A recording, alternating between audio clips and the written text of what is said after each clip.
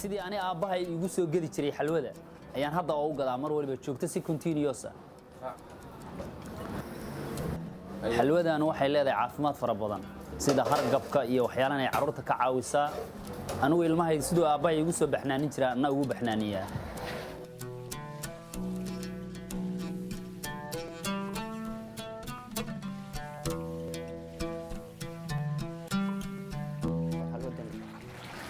waxaa la isku daraa waraango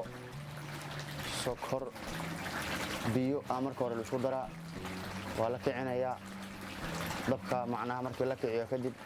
oo xalwada ay kacdo biyaha ay soo buraan waxaa lagu daray waraangada kadib waraangadii markay soo burto waxaa lagu darayaa subag markaa kadib macnaha la walaaqaya oo la kicinayaa almuhiim waxaa waaye waditaankan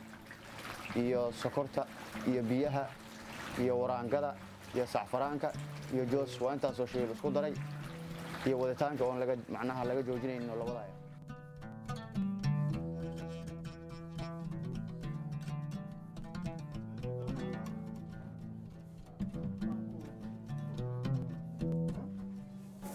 ma aaminsani anigu xalwada waxay ka mid tahay shayalaha macaanka ah oo inagu aan leenahay oo mataqaanaa aan ku faani karno haddana waan cunayaa waad u jeedaa hadda waa ii jarjaran tahay 5 kiilona